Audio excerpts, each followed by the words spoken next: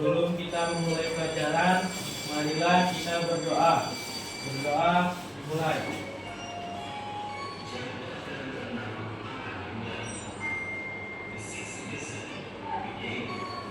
Berdoa selesai. Sebenarnya seharinya dengan datang ada miss satu orang, keterangannya satu. Sebelum mulai pelajaran hari ini, tolong dilihat sekelilingnya ada sampah nggak, dan badan kita nyaman. Minum jatuh.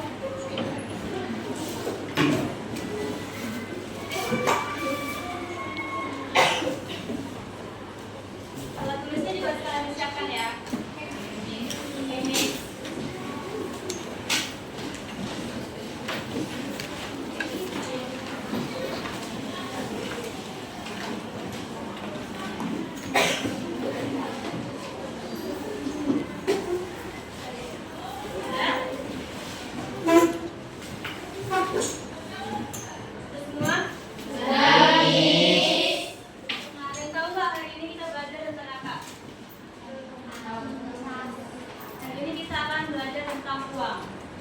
Sebelum belajar tentang uang, ingin tahu, masih ingat nggak pelajaran minggu lalu kita tentang apa?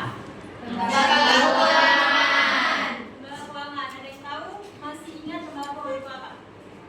Silakan. Lembaga keuangan itu lembaga yang mengurus proses tentang keuangan dan menyalurkan dananya untuk masyarakat. Nah, lembaga keuangan itu segala sesuatu tentang uang. Nah, setelah mempelajari tentang lembaga keuangan, hari ini kita akan mempelajari tentang uang.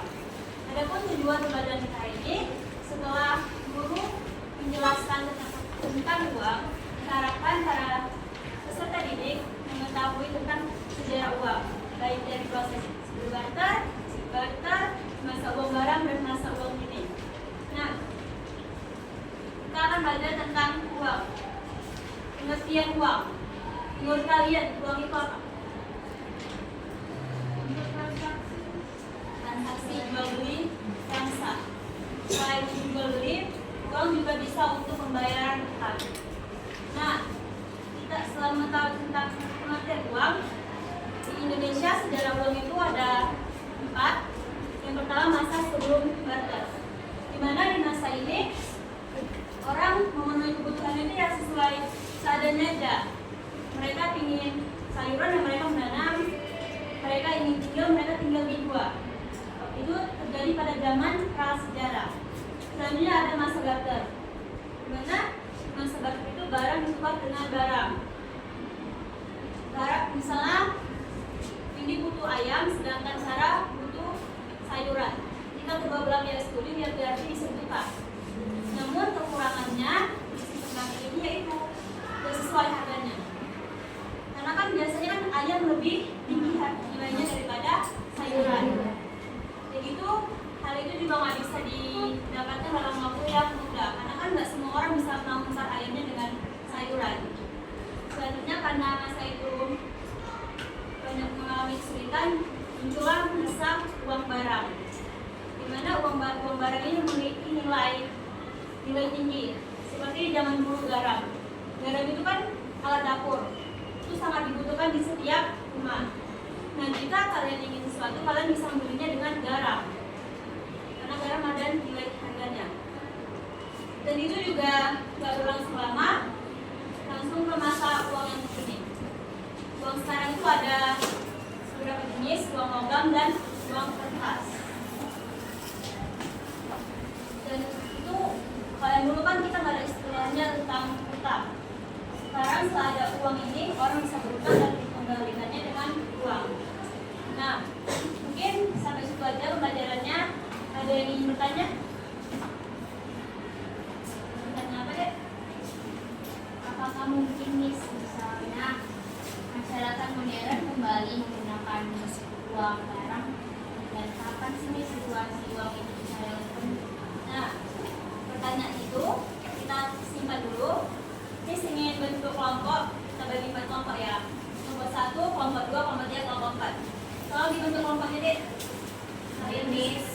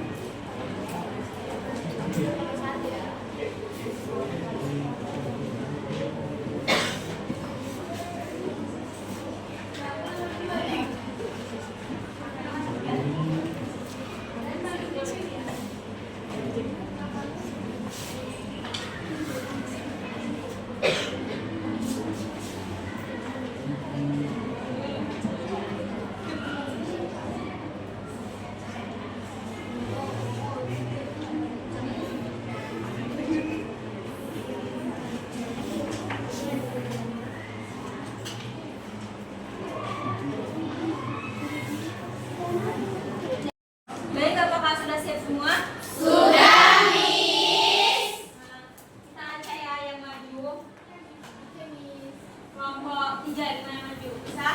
Bisa, Miss. Mana deh maju?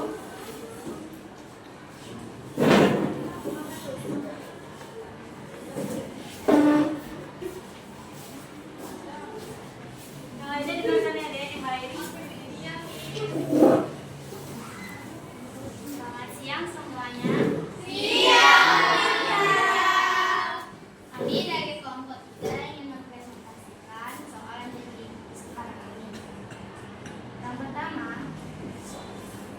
jawaban dari soal pertama adalah tentang terang yang kehilangan nilai sebagai alat terkait karena terjadinya inflasi dalam sistem uang barang ini. Karena kan dulu tuh banyak sangkang terang yang ditemukan oleh orang-orang. Jadi orang-orang sudah tidak ditemukan sehingga sangkang terang itu harga nilainya menurun karena semakin banyak barang itu ditemukan, maka barang itu tidak menjadi langka. Jadi barang itu akan menjadi murah atau nilai harganya turun. Jadi sistem uang ini sudah tidak dianggap lagi. Kalau nomor 2 yang dikasih Miss, jawabannya adalah sebagai penduduk di masyarakat, saya memilih uang barang yang memiliki kriteria berikut. 1. Keterbatasan pasokan. Barang yang langka dan sulit diperoleh seperti logam mulia, emas atau perak, atau batu-batu tertentu yang jarang ditemukan di alam sekitar. 2. Ketahanan. Barang yang tidak mudah rusak sehingga dapat bertahan lama dan tidak berubah bentuk atau kualitasnya. Yang ketiga, diterima secara luas. Barang yang diakui oleh sebagian besar masyarakat memiliki nilai universal dan mudah dikenali. Dengan mempertimbangkan kriteria ini, emas atau perak bisa menjadi uang barang yang lebih efektif karena nilai keduanya cenderung stabil, langka dan diterima luas di banyak masyarakat sebagai alat tukar. Nah, maksud dari keterbatasan pasokan itu barang yang sulit diperoleh, maka semakin sulit barang itu diperoleh atau didapatkan, maka harga nilainya itu semakin meningkat. Yang kedua itu ketahanan produk itu maksudnya kualitasnya. Semakin jelek kualitas barangnya atau semakin cepat rusak, maka harga nilai semakin menurun. Jika kualitas barang itu meningkat, maka harganya semakin mahal. Yang ketiga kan itu diterima secara luas. Nah, pasti nggak jarang kan lihat ibu-ibu tuh beli logam mulia, beli emas, beli perak. Karena semakin lama barang itu akan semakin mahal. Jika diperoleh karena emas semakin lama semakin jarang didapati. Jawaban dari nomor 3 yaitu masyarakat perlu beralih ke uang yang lebih standar karena uang barang memiliki beberapa kelemahan, antara lain tidak stabilan nilai. Maksudnya adalah nilai uang barang bisa berubah seiring dengan ketersediaan atau penemuan baru sumber daya tersebut. Hal ini membuat nilai tukarnya sulit diprediksi. Yang kedua, sulit dipindahkan, yaitu barang-barang fisik, terutama dalam jumlah besar, sulit dipindahkan dan membutuhkan penyimpanan yang aman. Yang ketiga, ada kesulitan pembagian, yaitu maksudnya uang barang sering kali sulit dibagi menjadi satuan-satuan kecil yang menyulitkan transaksi dengan nilai yang lebih rendah. Dan yang terakhir yaitu kurangnya standarisasi, yaitu setiap komunitas atau masyarakat bisa memiliki persepsi yang berbeda tentang nilai uang barang tertentu, sehingga mempersulit perdagangan antar masyarakat. Oleh karena itu, uang yang standar seperti mata uang kertas atau uang elektronik memberikan solusi lebih praktis dan stabil. Jadi maksud dari nomor 3 adalah ketidakstabilan nilai itu misalnya kayak barang ini tuh udah barang lama, terus ada barang-barang yang baru muncul itu, pasti barang yang lama ini bakal jauh lebih murah daripada barang yang baru. Yang kedua itu sulit dipindahkan, seperti uang misalnya, pasti kita bakal menyimpan uang di bank atau tunjangan karena jumlahnya lebih besar, tapi kita menyediakan sedikit atau spesial uang di tempat perusahaan kita atau di rumah. Lalu kesulitan pembagian itu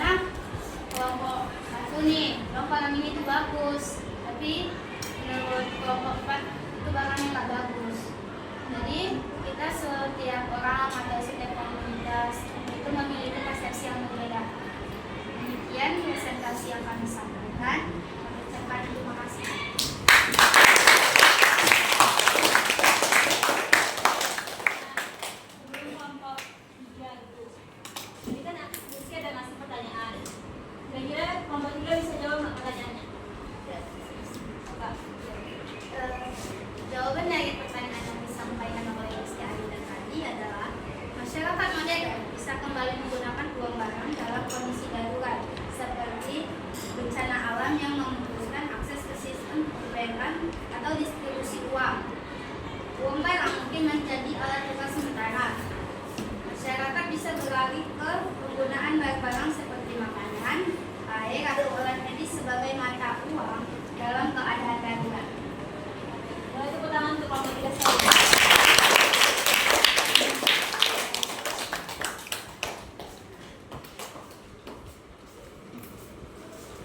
Jadi kita kelompok 3 semuanya sudah paham tentang uang masa uang. Untuk menanggapi pertanyaan tadi, uang barang bisa kembali lagi dari masa yang akan datang gitu kan. Dan itu bisa aja.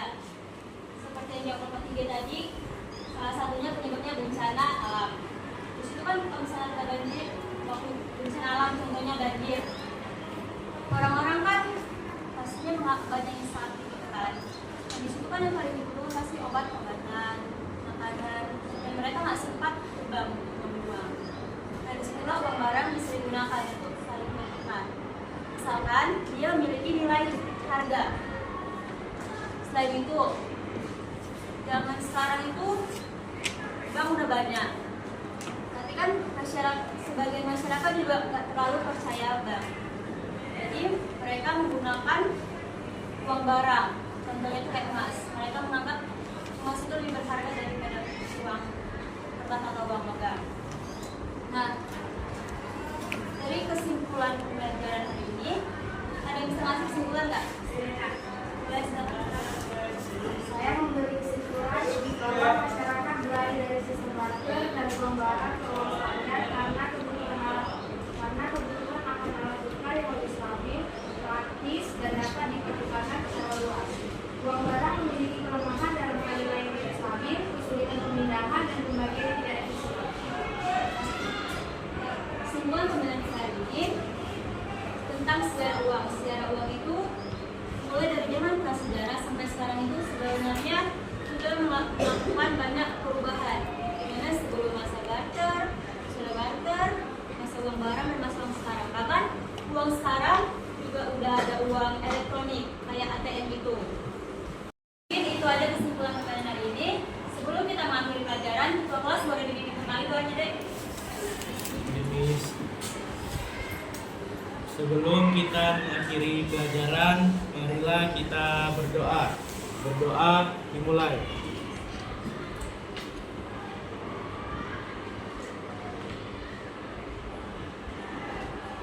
Berdoa selesai.